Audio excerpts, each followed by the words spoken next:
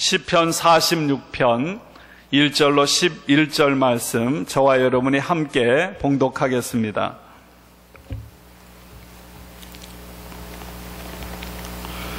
시편 46편 1절로 11절 우리 함께 봉독합니다.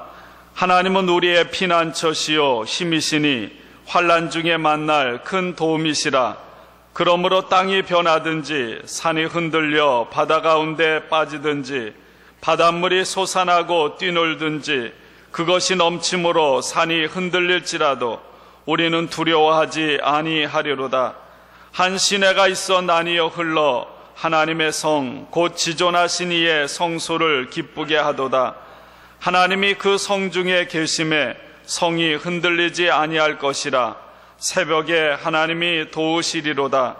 문나라가 떠들며 왕국이 흔들렸더니 그가 소리를 내심에 땅이 녹았도다. 만군의 여호와께서 우리와 함께 하시니 야곱의 하나님은 우리의 피난처시로다. 와서 여호와의 행적을 볼지어다. 그가 땅을 황무지로 만드셨도다. 그가 땅 끝까지 전쟁을 쉬게 하시며 활을 꺾고 창을 끊으며 수레를 불사르시는도다. 이르시기를 너희는 가만히 있어 내가 하나님 됨을 알지어다. 내가 문나라 중에서 높임을 받으리라. 내가 세계 중에서 높임을 받으리라 하시도다. 만군의 여호와께서 우리와 함께 하시니 야곱의 하나님은 우리의 피난처시로다. 아멘.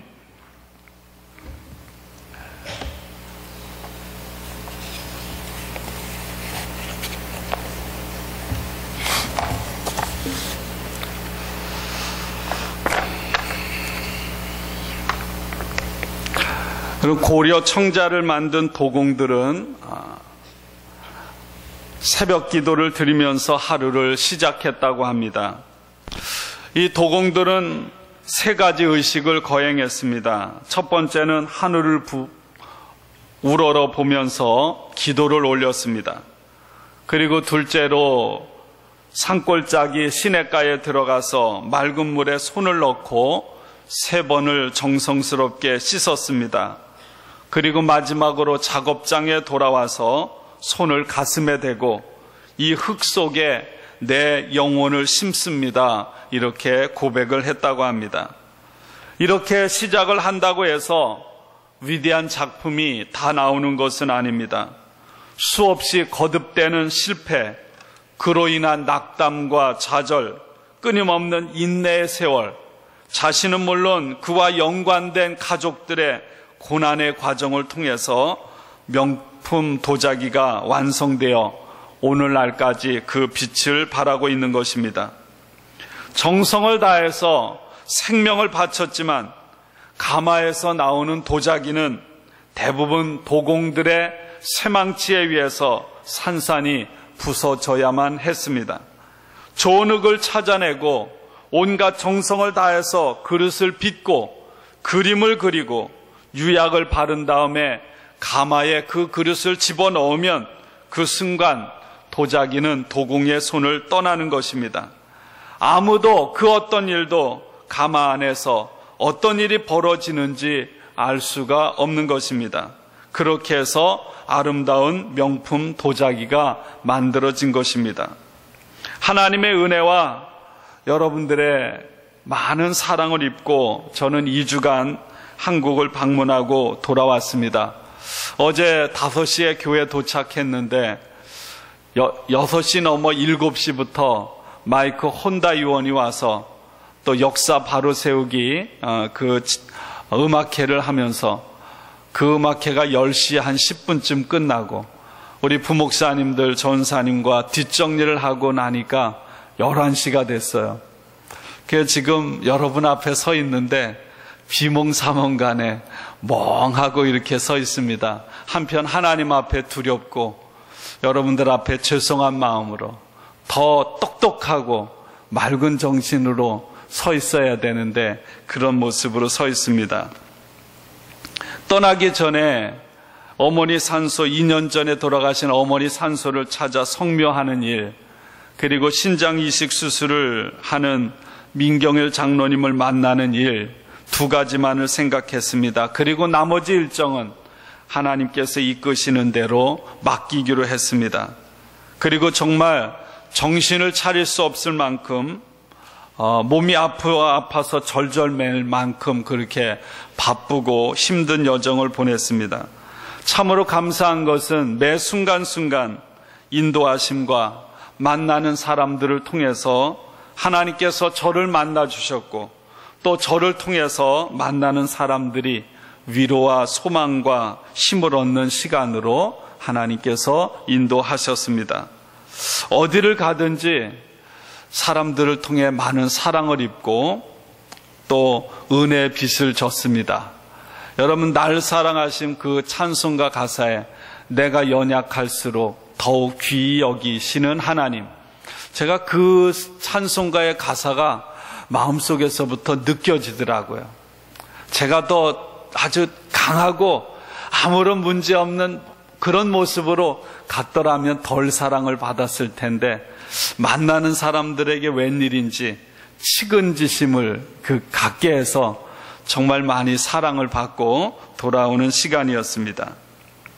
하나님의 은혜를 강하게 깨닫게 하심으로 저로 하여금 평생토록 교만하지 않고 은혜 받은 자로 살아가라고 주시는 그런 짧은 시간이었습니다.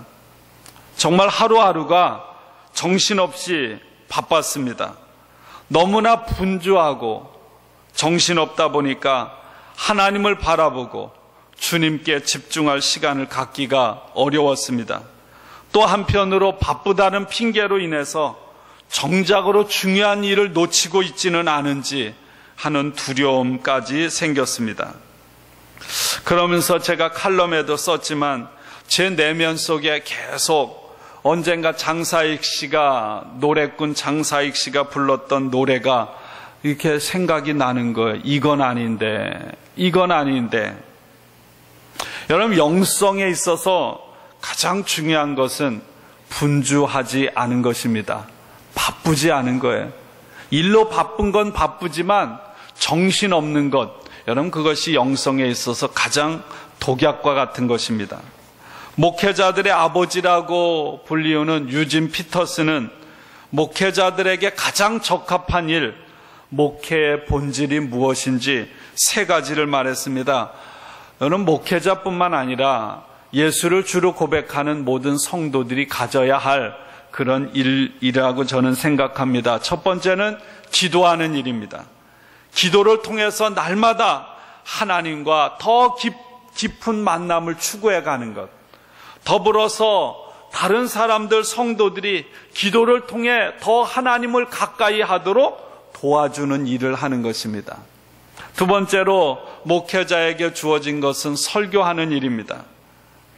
하나님께서는 설교할 수 있는 강단과 시간을 선물로 주셨습니다. 그러므로 목회자는 하나님의 말씀, 살아계신 하나님, 생명이신 예수 그리스도에게 깊은 뿌리를 내려서 그 깊은 샘으로부터 두레박을 내려 생명의 말씀을 퍼올려서 전하는 일, 이것이 목회자가 해야 할 일입니다. 3번째로는 다른 사람들의 말에 귀를 기울이는 일입니다. 바쁘다는 핑계가 아니라 진정으로 그 사람을 인격적으로 대하고 그 사람의 말에 귀를 기울일 수 있어야 한다는 것입니다. 저는 분주하게 이리저리 다니면서 마음속에 이건 아닌데 그러면서 다시 한번 다짐을 했습니다. 목회자로서 목회의 본질에 충성하는 제가 되게 하시고 더 많이 기도하는 일에 집중하게 하시고 하나님의 말씀에 깊이 파고드는 제가 되게 하시고 그리고 더 많이 성도들을 주님의 심장으로 사랑하는 삶을 살게 하옵소서. 그럼 제가 한국에 교회를 많이 가보진 않았지만 대형 교회도 가봤습니다.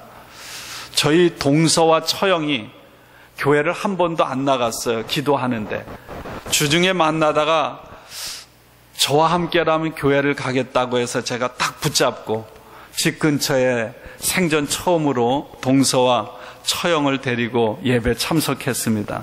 얼마나 기쁜 일인지. 근데 예배를 드리는데 좀 낯설다 이런 생각을 참 많이 가졌습니다. 뭐 작은 교회든 큰 교회든 이 예배가 이제는 온통 어떤 기획사에서 공연을 하는 그런 거대한 공연장이 되어버린 예배가 그런 예배로 바뀐 것을 보고 한편으로는 좋은 것도 있지만 한편 마음 아픈 그런 것을 느끼고 돌아오기도 했습니다.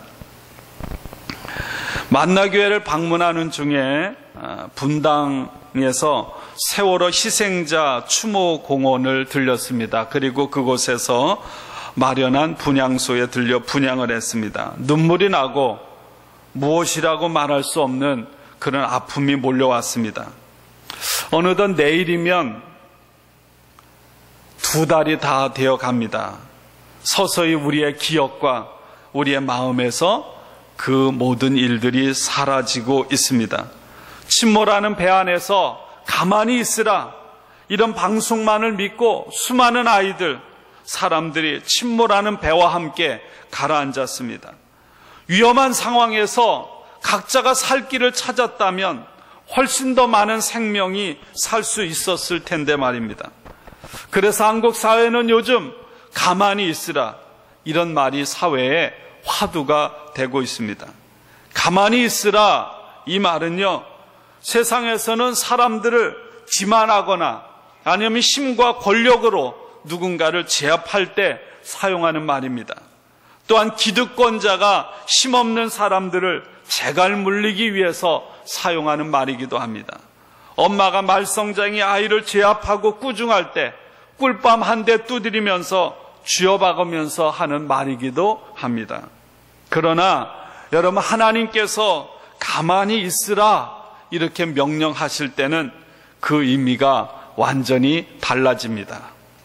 비록 바로 하나님께서 강하신 권능으로 임하셔서 역사하는 순간입니다. 하나님께서 우리로 하여금 가만히 있으라고 하실 때는 인간의 힘으로는 도저히 상상할 수 없는 엄청난 생명과 구원과 회복의 역사를 행하시는 순간이라는 것입니다.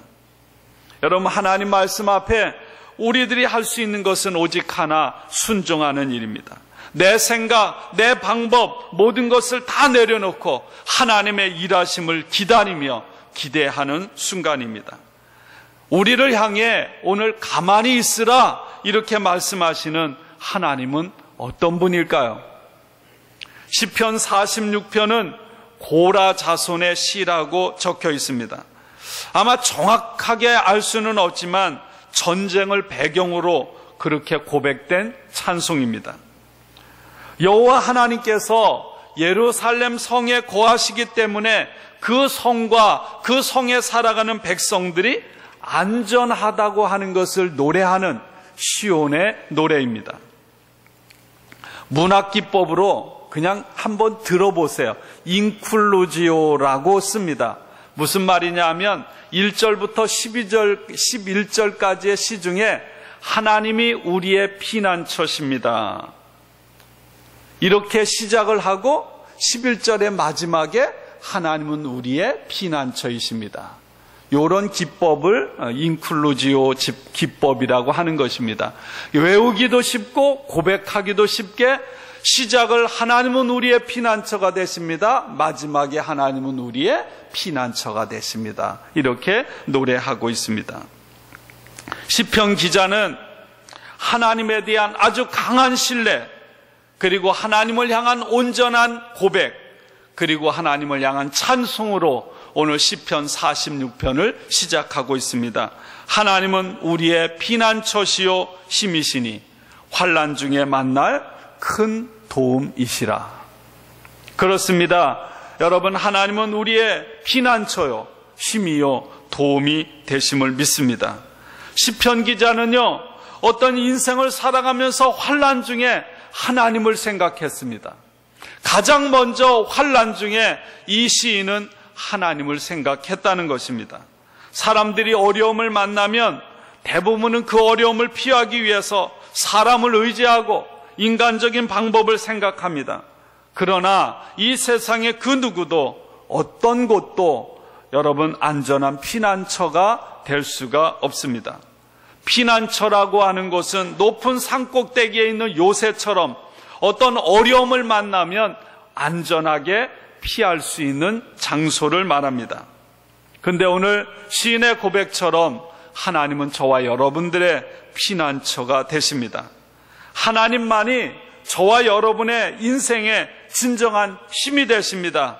하나님만이 우리가 살아가면서 겪는 수많은 환난 가운데서도 변하지 않고 언제나 우리의 삶에 함께 하셔서 도움이 되시는 분인 줄로 믿습니다. 환난이라는 것이 무엇일까? 오늘 2절에 보면 3절 이스라엘 백성들이 겪게 되는 무서운 자연재해, 6절 7절에 보면 외국인들의 침략을 의미합니다. 그리고 힘과 도움이 되시는 하나님은 그런 무서운 자연재해, 지진과 같은 자연재해나 외국 군대의 침략과 같은 상황 속에서도 그 모든 것을 넉넉하게 능히 이기게 하시는 하나님이라고 하는 그런 믿음의 고백입니다. 그 하나님 앞에 이스라엘 백성들이 이렇게 결단을 통해서 신앙 고백을 한 것입니다. 하나님은 우리의 피난처요 힘이시니 그리고 환난 중에 만날 큰 도움이십니다. 그러므로 우리는 두려워하지 않을 것입니다. 여러분, 이 시인의 고백, 또 이스라엘 백성들의 고백이 오늘 주님 전에 나와 예배드리는 저와 여러분들의 고백이 되기를 주님의 이름으로 간절히 축원합니다. 우리들이 살아가면서 여러분, 우리들은 자연재해뿐만 아니라 우리가 경험할 수 있는 수많은 문제들, 심지어는 최악의 상황에 처해 있을 때도 하나님이 우리의 피난처요, 하나님이 나의 힘이요, 하나님이 나의 도움이 되심을 믿는다면 우리는 결코 두려워하지 않을 것입니다. 이러한 믿음이 오늘 저와 여러분들에게 임하기를 주님의 이름으로 축원합니다. 사랑하는 성도 여러분, 여러분이 믿는 하나님은 어떤 분입니까? 오늘 이 시인이 고백한 이 고백과 같은 하나님으로 여러분들은 그 하나님을 믿고 계신지요? 아니면 작은 일을 만나도 안절부절 두려워하고 좌절하고 절망하고 그렇게 포기하는 인생을 살아가는, 하나님을 믿기는 믿되 보잘것없는 하나님을 믿고 살아가고 있지는 않은지요? 비록 사방의 적으로부터 포위된 상황 속에서도 오늘 하나님께서 그 성 안에서 자신들과 함께 하고 계신다고 오늘 시인은 고백하고 있습니다. 제가 한국에서 텔레비전을 보니까 산악 전문가가 나오더라고요. 산악 전문가가 나와서 산속에서 길을 잃었을 때 생존하는 법에 대해서 가르치더라고요. 저는 산악에서 길을 잃을 때 먹을 것을 찾으려고 하지 말라는 것입니다. 사람은 10여일 이상, 15일 이상을 안 먹어도 살 수 있다는 거예요. 그러나 4일 이상 물을 마시지 않고는 죽는다는 거예요. 그래서 가장 중요한 것은 산악에서 길을 잃었을 때 물을 찾아야 된다, 이런 얘기를 하면서 낙엽에 나뭇잎에 이렇게 모아서 이슬을 모으는 방법, 이런 것들을 얘기하더라고요. 오늘 이스라엘 백성들이 적의 공격으로부터 이제 포위를 당했습니다. 마실 물이 없는 거예요. 그런데 오늘 시인은 이렇게 고백합니다. 그럼에도 불구하고 하나님께서는 그 성 안에 백성들과 함께 계셔서 그 성의 백성들에게 풍요와 기쁨을 가져다 주심으로 하나님의 축복이 차고 넘친다. 바닷물이 우르렁거리고 흔들려 몰아치고 산들이 흔들릴 수는 있지만 하나님께서 계시는 예루살렘 성, 하나님이 거하시는 곳은 결단코 흔들리지 않는다고 고백하고 있습니다. 왜 그럴까? 하나님께서 새벽에 도와주시기 때문입니다.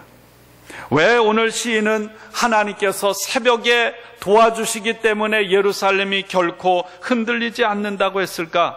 적들이 대부분 옛날에 공격을 할 때는 새벽에 공격을 했다는 거예요. 근데 하나님께서 새벽에 백성들을 도와주시기 때문에, 그리고 새벽에 공격하는 원수들을 물리쳐 주셨기 때문에 이렇게 고백을 한 것입니다. 사랑하는 성도 여러분, 성이 견고해서 안전한 것이 아니라 그 성에 하나님이 거하시기에 안전한 것입니다. 여러분, 마찬가지입니다. 우리의 삶에 우리가 완벽하게 준비를 해서 완전한 것이 아니라 하나님이 우리 가운데 함께 하시기에 완전하고 안전한 줄로 믿습니다. 하나님이 그곳에서 우리를 보호하시기 때문입니다. 하나님은 오늘 이 시간도 우리 안에, 우리 중에 함께 하셔서 영원토록 우리와 동행하십니다. 저와 여러분을 위해서 싸워주십니다. 하나님께서는 놀라운 능력을 행하심으로 우리를 향해 오늘 이 시간도 너희는 가만히 있어 하나님됨을 알라, 이렇게 말씀하고 있습니다. 오늘 시편 46편 10절에 너희는 가만히 있어라, 이 말은 히브리어로 라파라고 합니다. 라파라는 말은 뭐냐면 그친다, 그만두다 라고 하는 의미를 가지고 있습니다. 모든 일을 하나님께서 앞서서 행하실 것이기 때문에 하나님의 함께하심, 하나님의 돌보심, 하나님의 인도하심을 신뢰하고 하나님 되신만을 바라보고 하나님을 의지하라고 하는 그런 말씀입니다. 여러분, 이것이 우리가 신앙생활하는 신앙의 믿음의 생활의 핵심인 줄로 믿습니다. 너희는 가만히 있어라. 너희 힘으로 발버둥치고 안다라고 애쓰는 모든 방법들 다 내려놓고 하나님을 의지해라. 오늘도 우리에게 이렇게 말씀하십니다. 우리가 살아가는 삶에는 수많은 문제와 위기들이 있습니다. 국가적인 위기, 교회의 위기, 가정의 위기, 개개인의 위기, 그리고 수많은 난관들이 우리 앞에 놓여져 있습니다. 역대하 20장의 여호사밧 왕이 유다를 다스릴 때 유다에 큰 위기가 닥쳤습니다. 모압과 암몬이 연합군을 형성해서 나라를 공격해 왔습니다. 나라의 대부분이 빼앗기고 예루살렘마저도 이제 멸망 직전에 놓여 있었습니다. 이때 여호사밧이 하나님을 신뢰하는 믿음으로 기도하며 하나님 앞에 나아갑니다. 우리를 치러 오는 이 큰 무리를 우리가 대적할 능력이 없고 어떻게 할 줄도 알지 못하고 오직 주님만 바라보나이다. 이런 믿음으로 여호사밧이 백성들과 함께 하나님 앞에 나갈 때 하나님께서 이렇게 응답하십니다. 이 전쟁에는 너희가 싸울 것이 없나니 대열을 이루고 서서 너희와 함께한 여호와가 구원하는 것을 보라. 너는 두려워하지 말며 놀라지 말며 내일 그들을 맞서 나가라. 여호와가 너희와 함께 하시리라. 여러분, 사람들의 눈으로 보면 이 여호사밧의 기도와 여호사밧의 행동은요, 무모하고 정신 나간 사람과 같은 그런 결정이었지만 그런 결정으로, 그런 믿음으로 나아갔을 때 하나님께서는 이스라엘에게 완전한 승리를 주셨습니다. 하나님을 하나님을 의지하는 믿음으로 나아갈 때 하나님께서 유다를 위해 싸워주심으로 승리를 거두게 하셨다는 것입니다. 이스라엘 백성들이 전쟁에서 승리를 거두고 전리품을 거두는데 너무너무 전리품이 많아서 무려 3일 동안에 걸쳐서 그 전리품을 거두었다는 것입니다. 그리고 그곳 바로 브라가 골짜기에 모여서 이스라엘의 하나님을 찬양했습니다. 백성들은 하나님이 주시는 기쁨으로 충만했습니다. 여러분, 우리의 힘으로 감당할 수 없는 인생의 험난한 그런 여정을 헤쳐나갈 때 하나님께서 저와 여러분들의 삶에 함께 하셔서 싸워주심으로 저와 여러분의 삶의 자리가 브라가의 자리가 되기를 축원합니다. 브라가의 축복이 저와 여러분의 삶에 날마다 있기를 주님의 이름으로 축원합니다. 이번에 한국을 방문했더니요, 예전과는 상상할 수 없는 만큼 그렇게 달라져요. 1년 아니 한 달마다 막 바뀐다고 그럽니다. 제가 택시를 여러 번 탔는데 택시기사가 이런 얘기를 합니다. 택시기사는 자신들도 모를 정도로 새로운 길이 나고 건물이 생겨서 헷갈려서 내비게이션이 없으면 찾아갈 수 없다고 그렇게까지 말했습니다. 무엇보다 전국적으로 도로망이 얼마나 많이 뚫리고 계속 공사 중인지 차를 타고 다니면서 확인할 수 있었습니다. 터널이 너무너무 많은 거예요. 이렇게 많은 터널을 곳곳에 뚫어놓고 이 터널을 어떻게 유지할까 하는 쓸데없는 그런 걱정까지 하기도 했습니다. 여러분, 어떤 터널은 정말 길어요. 터널을 지날 때 끝이 보이지 않습니다. 양옆은 막혀 있고, 그래서 너무 긴 터널을 운전해 가다가 보면 두렵기까지 합니다. 다윗은 시편 23편에서 이렇게 고백하죠. 사망의 음침한 골짜기를 지나갈 때 두려움과 불평과 원망이 찾아오지만 두려워하지 않는다고 그렇게 고백했습니다. 여러분, 우리 인생에 터널을 통과하는 것과 같은 두려움에, 어둠에, 절망의 시간들이 찾아올 때가 있습니다. 그러나 여러분, 그런 와중에서도 하나님을 신뢰하며 믿음으로 나가는 사람에게는요, 그 좌절, 그 두려움, 그 염려, 그 어두움, 그 고통의 시간은 오히려 지름길이 되는 줄로 믿습니다. 터널이 없다면 이런 몇 시간씩 돌아가야 되는 것을요, 터널이 뚫리면 몇 분 만에 그냥 가는 거예요. 내가 겪는 문제가 너무나도 크고 힘들어서 이렇게 푸념을 늘어놓고 원망할 때가 얼마나 많습니까? 왜 하필이면 나에게 이런 일이 닥치는가? 하나님이 살아계신다면 어떻게 나에게 이런 일을 하실 수가 있을까? 이스라엘 백성들이 애굽의 종살이에서 해방됐습니다. 약속의 땅으로 가는 중에 가장 먼저 만난 것이 홍해입니다. 인간적인 방법으로는 도저히 해결할 수 없는 문제, 절망에 빠졌습니다. 더 이상은 방법이 없는 거예요. 홍해바다에 몸을 던져 빠져 죽든지 아니면 그 자리에서 뒤쫓아오는 바로의 군대 위에서 죽임을 당하든지 살 길은 존재하지 않아요. 생존 가능성은 제로입니다. 백성들이 모세를 향해 원망을 늘어놓기 시작을 합니다. 여러분, 그런 상황에서 원망을 늘어놓는다고 문제가 해결될까요? 그렇지 않습니다. 모세가 믿음으로 외쳤습니다. 너희는 두려워하지 말고 가만히 서서 여호와께서 오늘 너희를 위하여 행하시는 구원을 보라. 너희가 오늘 본 애굽 사람을 영원히 다시 보지 아니하리라. 출애굽기 14장 13절 말씀입니다. 그리고 이스라엘 백성들은 모세의 믿음대로 홍해를 마른 땅처럼 건넜습니다. 사랑하는 성도 여러분, 하나님은 우리의 피난처요, 힘이요, 환난 중에 만날 큰 도움이심을 믿습니다. 오늘 시인은 세상 열방을 향해 이렇게 외칩니다.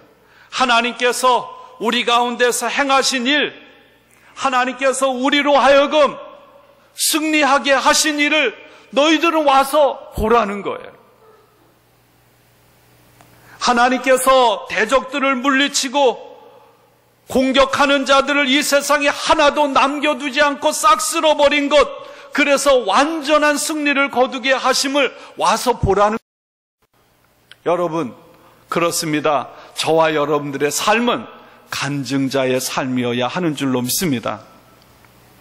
비록 세상에서 불같은 시험을 당하고 죽는 것과 같은 고난을 당하고 마치 패배자 같지만 그런 가운데서도 하나님의 능력을 힘입어서 우리는 세상 사람들에게 하나님의 승리를 전하는 자가 되어야 할 줄로 믿습니다. 여러분, 세상 사람들이 저와 여러분의 모습을 통해서 무엇을 봅니까? 이것이 바로 부활신앙입니다. 하나님이 오늘도 우리 안에 살아계십니다. 우리 안에 보배이신 예수님께서 지금도 살아계셔서 거하십니다. 사방으로 우겨싸임을 당하여도 쌓이지 않습니다. 답답한 일을 당하여도 낙심하지 않습니다. 박해를 받아도 버림받지 않습니다. 거꾸로 뜨림을 당해도 망하지 않습니다. 사랑하는 성도 여러분, 세상은 지금 우리를 지켜보고 있습니다. 우리는 세상을 향해 하나님의 일하심, 예수 그리스도의 부활의 능력을 전하고 드러내는 그런 사명을 감당해야 할 줄로 믿습니다. 중용에 보면 이런 말이 있습니다. 혹 생이지지, 혹 학이지지, 혹 곤이지지, 급기지일야라. 이런 말이 있어요. 그냥 설명하면 이런 것입니다. 도를 깨닫는 데 있어서 어떤 사람은 태어나면서부터 깨닫는 사람이 있다. 어떤 사람은 학이지지 배워서 깨닫는 사람이 있다. 또 어떤 사람은 고난을 통해서 깨닫는 사람이 있다. 그런데 이 모든 것은 다 하나다. 이렇게 말하는 거예요. 공자 같은 사람, 성인은, 어떤 사람은 성인은 태어나서부터 도를 깨닫는 사람이 있어요. 어떤 큰 지혜자는요, 배워서 세상의 이치를 깨닫는 사람이 있습니다. 그러나 대부분의 사람들은요, 이리저리 고통을 통해서, 경험을 통해서 깨닫게 되는 것입니다. 근데 저는 이 세 가지 중에 가장 귀한 것이 곤이지지인 것 같아요. 여러분, 태어나서 생이지지, 태어나면서부터 도를 깨닫는 사람은 이게 너무나 자연스러운 것이라 그렇지 않은 사람들에게 설명해 줄 길이 없어요. 학이지지, 배워서 깨달은 사람은 그 배워서 깨달은 것을 주로 머리로 그렇게 간직하기 쉽습니다. 그러나 곤이지지, 고난을 통해서 인생의 진리를 깨우친 사람은요, 그런 고난이 있는 사람들을 만날 때 가장 간단하고도 핵심적으로 여러분 그 사람들을 깨우칠 수 있습니다. 그래서 저는 이 글을 이렇게 읽으면서 또 친구를 만나면서 그런 생각을 했습니다. 하나님께서 우리로 하여금 이런 것 때문에 고난을 주시는 것이 아닌가. 물론 고난 없이 다 깨닫고 하나님 기쁜 삶을 살아간다 얼마나 좋겠어요. 근데 제가 50년 인생을 살아보니까 그렇더라고요. 고난이 없이 절대로 깊어지지 않더라고요. 고난이 없으면 깊은 은혜를 깨달을 수가 없어요. 고난이 없으면 눈물을 흘릴 수가 없더라고요.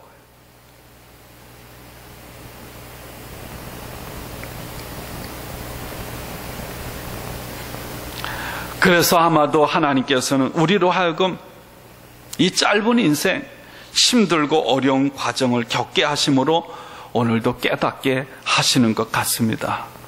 그런 면에서 고난받은 것이 내게 은혜인 거예요. 저는 분명히 믿습니다. 하나님은 우리가 살아가는 삶에 우리가 경험한 것 단 한 가지라도 낭비하지 않고 반드시 다 합력하여 선을 이루시는 하나님이심을 믿습니다. 그 하나님을 신뢰하고 나아가는 저와 여러분들이 되기를 주님의 이름으로 축원합니다. 하나님은 우리의 피난처요, 힘이시요, 환난 중에 만날 큰 도움이시라. 그러므로 우리는 결코 두려워하지 않노라. 이 믿음의 결단, 이 믿음의 고백으로 살아가는 저와 여러분들이 되기를 원하고요. 어떤 상황 속에서 함께 하시는 하나님 예수 그리스도의 부활의 권세와 능력으로 인해 우리가 살아가는 삶에 부딪히고 만나는 모든 사람들을 향해 하나님 예수 그리스도를 드러내고 살아가는 저와 여러분들 간증자의 삶, 불화가의 축복을 누리며 간증하며 살아가는 우리 모두가 되기를 주님의 이름으로 간절히 축복하고 축원합니다.